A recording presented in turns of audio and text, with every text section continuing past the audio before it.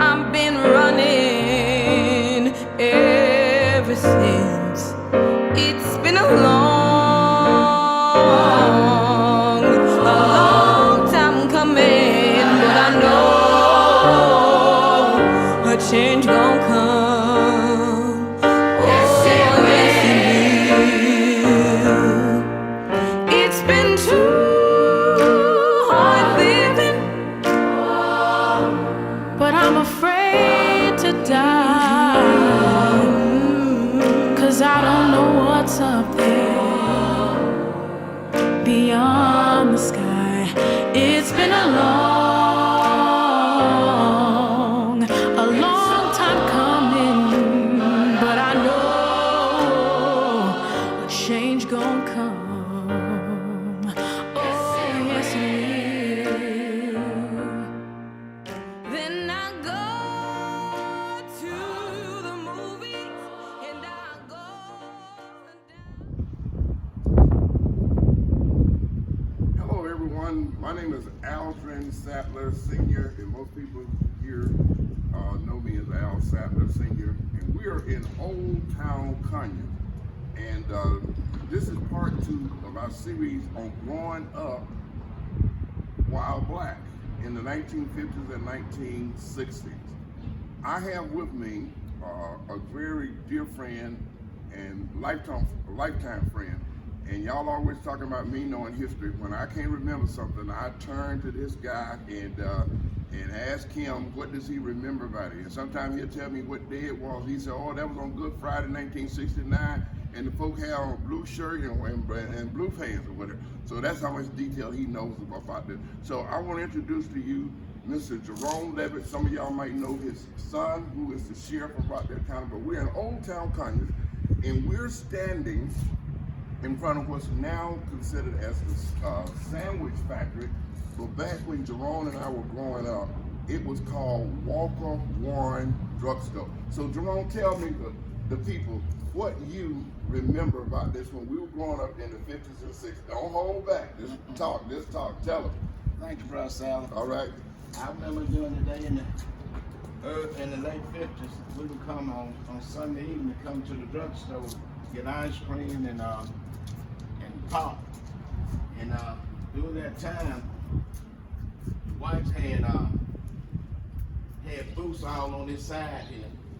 We couldn't sit in the booth. We had to stand up at the counter and order what we wanted. And if we got in front of a white person, we had to step back and let them be served first. And once we got our ice cream or milkshake, whatever, we had to go out. We couldn't stay in. We had to go out. Okay. Now, when you talk about the booth, you mean the booth was on the inside, right? Right. All right. You remember the telephone booth that was in there? You remember? Yeah, the telephone booth on that other end. Okay. All right. So. And then the booth where they ate at was on this side. Okay. All right. So we're not trying to bring in disparities to anybody. We're just trying to report the history as we remember it from the 1950s and 1960s. This is our story, and we're sticking to it. Now I want to tell one more story about Walker Warren Drugstore. That's what it was back in the 50s and 60s. There was a pharmacist in there. They called him Skinny Walker. I don't really know what his name was. But my dad, in the spring, would always want to clean himself out. And so one of the ways he would do it, he would heat casserole up on the stove, or he would come over here and he would get Skinny Walker to make him a portion. That's what I'm gonna call it. And Daddy would take it and he said, "Willie, by the time you get home, it ought to be working." And where we were living at the time, if you know where the Parker Road Bridge, and you know where we are now, at the sandwich factory, and he had to walk from here to where Parker Road Bridge is, and I'm just sure that by the time he got close to the house, he had to get in a trot. And anybody who knew my daddy knew that he never got into a hurry. So, but I'm sure that made him run a little bit when he got close to the house. So we're in Old Town Conyers, as we said, and we got a few more locations and stops we're gonna go to, and then we're gonna tell you about some other things that's in Conyers. All right, we're continuing our series, and we're in front of a building. Now it is a bicycle shop, I think. And back in the day, when Jerome and I were growing up, this was considered a hardware store, and it was called, I believe, Steel Hardware Store. And Jerome, what do you remember about this place? Well, this was still hardware. Anytime you wanted any kind of locks, anything to do with inside your house like locks, you needed hardware, this is where you came. And also they had a TV repair shop upstairs. All right, Damon, yeah, thank you. Oh. For those of you trying to figure out where we are, we're across from where the Welcome Center is. And Damon, if you just take a shot over there where the Welcome Center so people can kind of see where we are. And the Dinky is not too far from this too and everything. So, yeah, that's right. Before, Jerome just reminded me, that was the Conyers Deep. All right, we had another scene in Old Town Conyers, and I want to, Jerome, let's just turn around and look at this alleyway. A lot of y'all have seen this alleyway, had no idea what this alleyway was all about. But as Dalen pans the camera around, and you're gonna see Cork and a wine store in this shop here, and then down to my right a little bit, there used to be a grocery store. It was called Cooper's Grocery Store, and when the guys got the groceries, they would roll the cart across the street, and then they would come through this little alleyway, and they would take the groceries to the parking lot for people and everything. So, you know, I'm always full of stories. I'm gonna have one more story about the grocery store. There was a guy that worked there. He was a black guy, and we called him Smitty, and I'm not gonna call the rest of his name. But anyway, a story was told that one day he was at one of the dances at the school at J.P. Carr, and so Smitty worked over here during the daytime. But anyway, he was at this dance at night, and one of the teachers picked him up, and Smitty was a short guy, and he picked him up, and Smitty went in his pocket and pulled out a pistol, pointed it at the teacher, and said, "Put me down." And so he put him down. You know, I don't know what kind of pistol it was. I don't know what 28, 38 or what it was. But Smitty worked over here in the grocery store. Now down the street, Jerome just reminded me, down the street you see a sign that says Fields, I think, Pawn Shop. That used to be the original Bank of Rockdale. That's where the Bank of Rockdale was when we were growing up in the 50s and the 60s.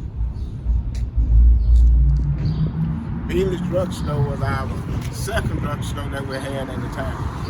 And back in 63 or 65, they had a sit-in. And the sit-in was where I think several prominent civil rights workers, they had a sit-in. And during that time, Beasley had several places where you sit on inside. So when the people in the sit-in came into the drugstore, they sit at the counter. And one of the people that were with Coach Stroud, one of the ladies put one of their babies up on the counter. And the next day, all the counters in the store were taken out. So during that time, when anybody come in the drugstore, I don't know where you could get served, you had to stand up, because they took out all the benches so nobody couldn't sit down.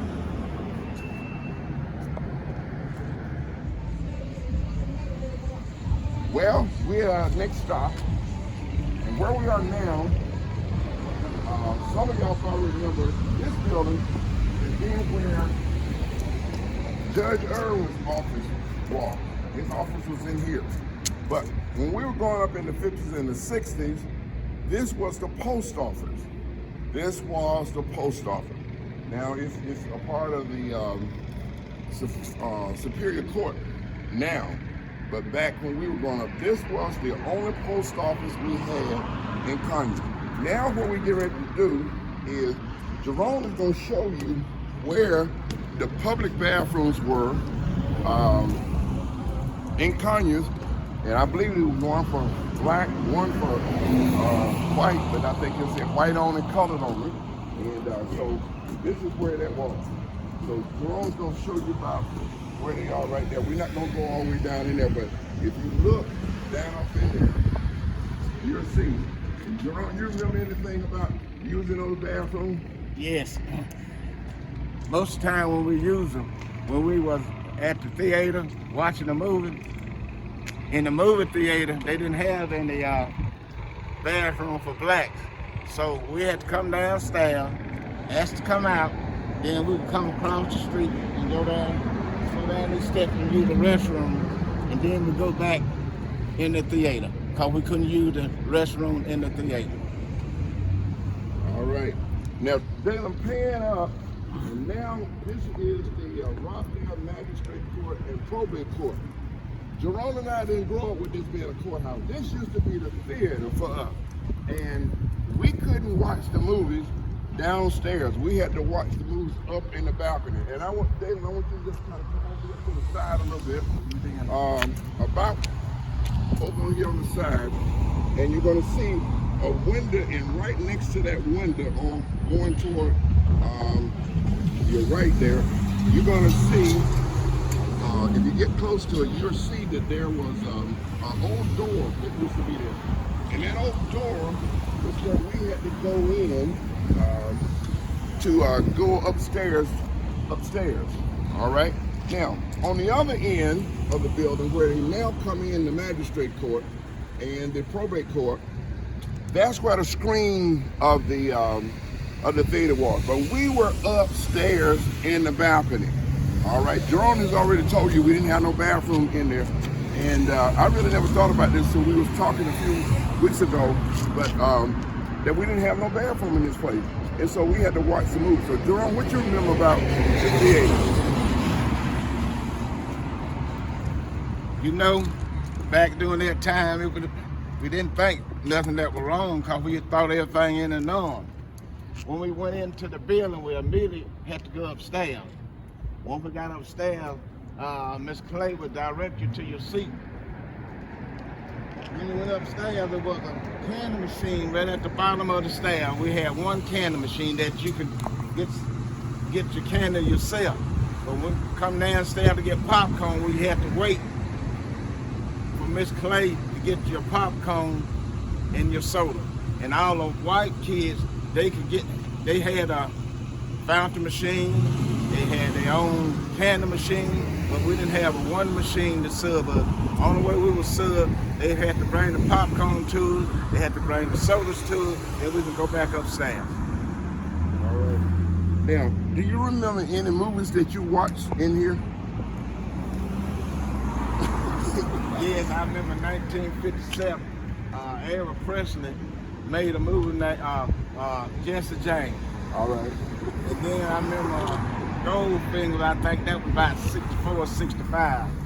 And I remember I Love Lucy movie. I remember during that time, my dad, we live up on Hewlett Street. Everybody on Hewlett Street would come and watch the movie on Wednesday night. And I think that particular movie we watched that night was I Love Lucy. All right.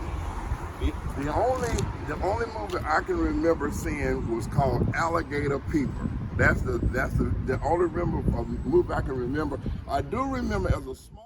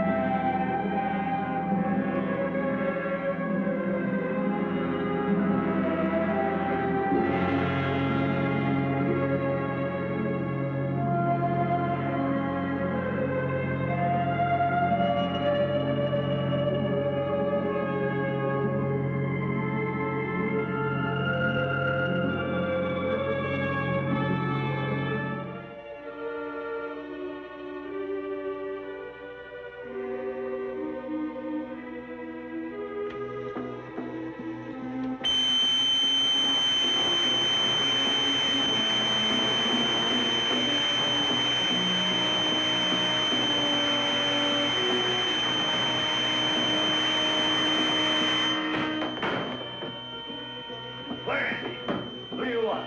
That two-legged gator, Paul. You better get out of here. Wait, you can't go in there. You were ordered to leave. You have no right here. Now get out. Where is he?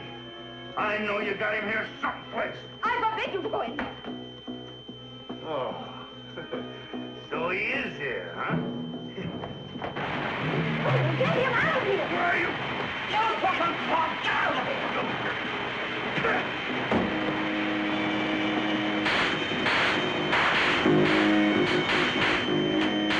Oh, that's where you are.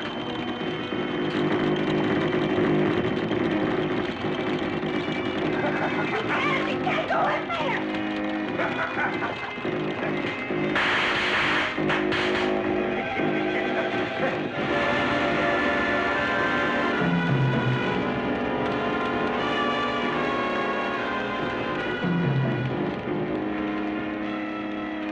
No, you ain't him.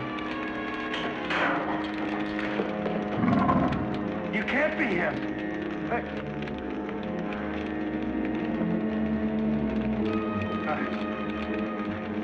You still hear me, Alleyway?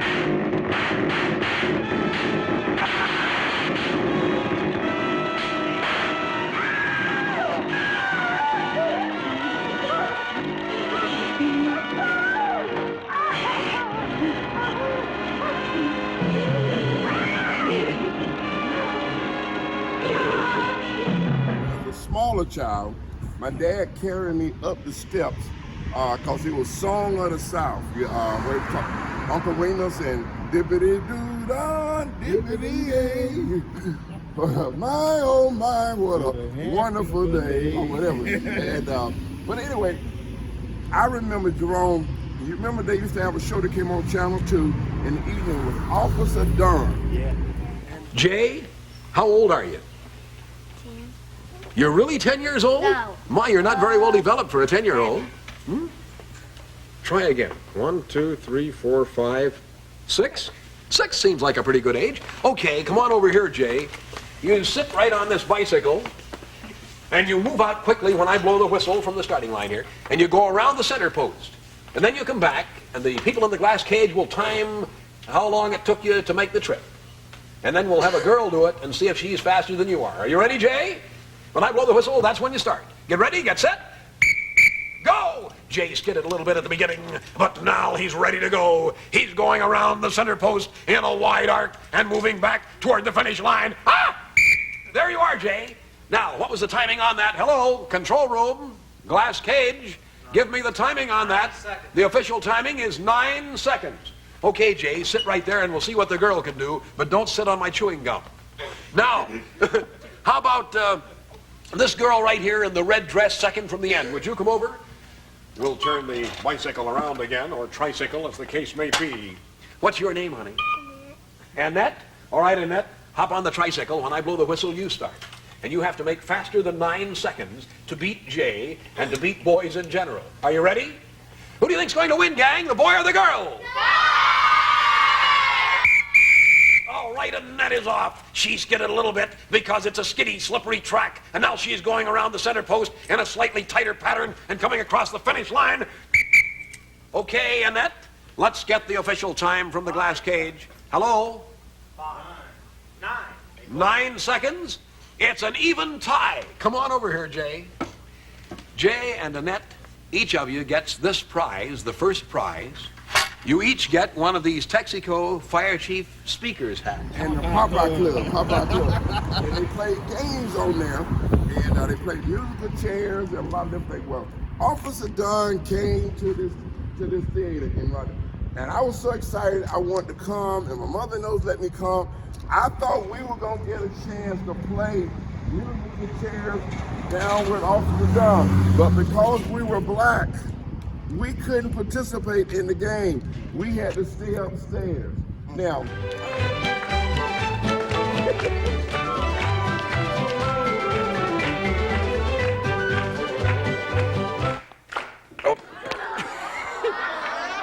I'm sorry, honey, you're out this time. Sorry, ma'am. Okay, 2 gentlemen left, and only 1 chair is left in the tie-up, and here we go. Go ahead, folks. Yeah, that's it. properly correct, inexorably good. Whoop, hit it! I'm sorry, sir, I think you slid in from the side, and you are the winner! I know we got in some trouble, not me personally, but some of the kids were up there. They would pour liquid down on the heads of the white kids, and Miss Clay would come up there and get on us about doing it. Said if we kept doing it, they were gonna put us out. Well, about 10 years ago, I was talking to one of the guys that grew up here and that was in the movie theater, and he said that wasn't Coke that we were pouring down on their heads. And I won't say what was in the Coke, but that's just one of the stories. Now, pay it over just a little bit to your right, Dayla, and that building was the Coca-Cola bottling company. And that's where they made Coca-Cola here in Rockdale County, right here in this particular building. So now, as we get ready to close this thing out, Jerome, is there anything that you would like to share that we have not already talked about today in this video? Some other things you want to share about the 50s and the 60s? Yes, that was a turbulent time. And like I said, you have wonder why we had to endure the thing that we did. Especially young kids, we couldn't understand why we had to be upstairs in the theater, why we had to go to a fountain. One thing we forgot selling, the water fountain down on the corner. But she'll show that. Okay. Yes, it just was a sad time that when we wanted water or something, we had to either we had to stand by the color fountain and drink water. Well, you know, all in all, I think you started school like in 1955, and I started in 1956, and we didn't really know that we were as bad off perhaps as we might have been, or how people would look at this today and say, well, I wouldn't have took that and all that. But we didn't know, because this was our surrounding. We hadn't been anywhere else. We hadn't lived anywhere else. So this is what we thought it was like everywhere we lived. But we're in downtown Old Conyers, Georgia. Old Town Conyers, Georgia. And we hope that this history that we presented today is going to be something that you will know when you come down to Old Town Conyers, and you'll understand that there was segregation here. There were blacks, there were whites, but I think the big thing that Jerome and I just remember so much about is the fact that we had to go upstairs. Now down the street by the flag, last year they removed the monument from down there, and everybody's all excited about that. But to me, this is still a monument. I'm not saying that, you know, it needs to be torn down and nothing like that, but I'm just saying, every time we pass by this place, we won't think of it as being a courthouse. We're gonna think about it as being the old theater and having to sit upstairs. Where the judge's office and stuff upstairs are, that's about where we used to have to be when we came to the watch a movie and everything. So I hope you've enjoyed this, and I want to thank my friend Jerome Levitt. We thank you for taking time out on your day to come and share with the people of Rockdale County and really around the world. So this is the second part of growing up while black in the 1950s and 60s. Thank you so much for tuning in. Thank you for sharing this video and letting other people know a portion of our story. There's much more we can talk about, but we got limited time. So thank you again, and may God bless you. Stay safe, and we love you.